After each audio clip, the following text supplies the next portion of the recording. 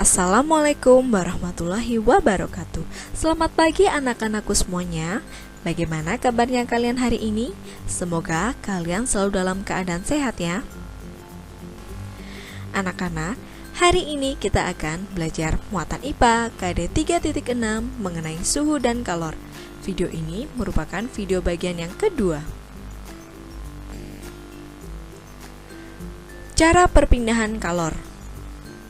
Kalor berpindah dari benda yang bersuhu tinggi ke benda yang bersuhu rendah, sehingga tercapai keseimbangan suhu. Cara perpindahan kalor yaitu ada 3. Yang pertama, konduksi, kedua, konveksi, ketiga, radiasi. Yang pertama yaitu konduksi. Konduksi merupakan cara perpindahan panas melalui zat perantara seperti benda padat. Contohnya yaitu panci logam yang panas karena diletakkan di atas kompor yang berapi. Jadi panci ini merupakan zat perantara. Kemudian yang kedua yaitu sendok besi jadi panas ketika dicelupkan ke dalam air panas. Nah, sendok besi ini merupakan zat perantara dari panas. Yang ketiga yaitu knalpot jadi terasa panas setelah sepeda motor atau mobil dihidupkan lama.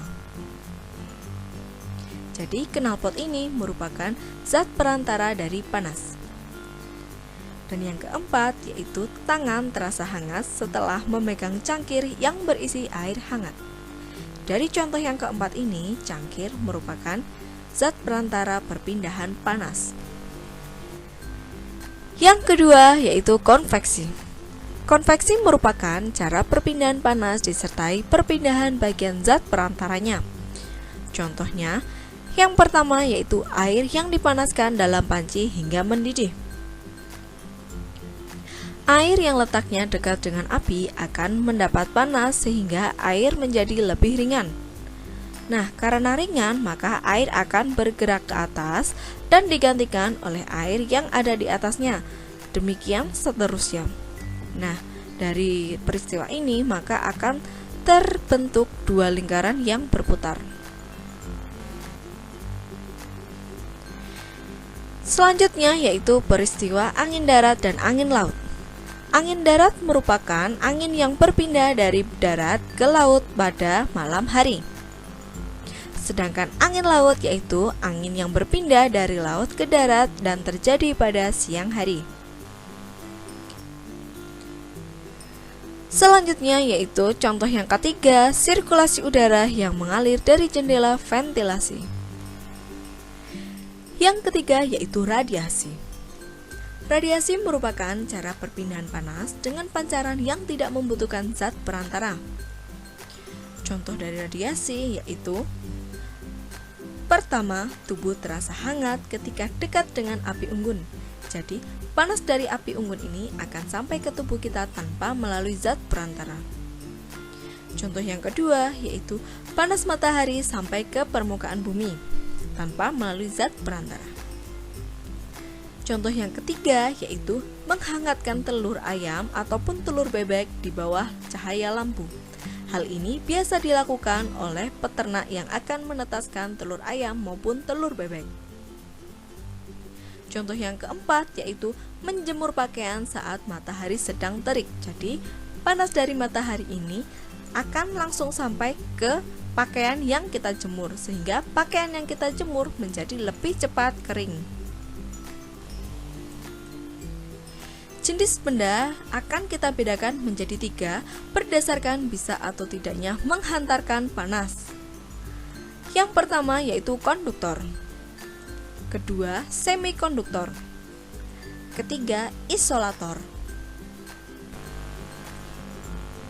Yang pertama yaitu konduktor. Konduktor merupakan bahan yang dapat menghantarkan panas dengan baik. Biasanya, konduktor terbuat dari bahan logam seperti besi, aluminium, dan tembaga.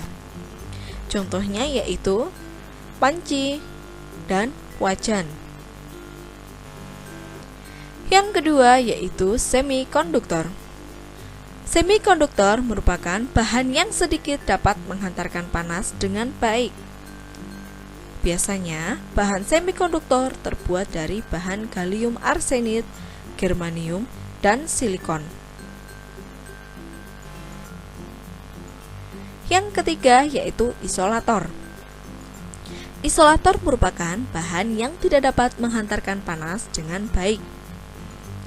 Biasanya, isolator terbuat dari kayu, kain, plastik, dan karet. Contohnya yaitu alat penggorengan yang terbuat dari kayu, kain serbet, dan centong nasi. Selanjutnya yaitu konduktor dan isolator pada satu benda. Nah, di sini ada contoh yaitu panci dan tutupnya. Tutup dari panci ini terbuat dari bahan isolator. Hal ini bertujuan agar ketika kita membuka tutup panci tidak terasa panas. Pegangan dari panci juga terbuat dari bahan isolator. Hal ini juga bertujuan agar ketika kita memindahkan panci tidak terasa panas. Kemudian tutup panci sendiri berbahan konduktor. Dan panci itu sendiri juga berbahan konduktor. Hal ini dimaksudkan agar panas dari kompor bisa terserap oleh panci.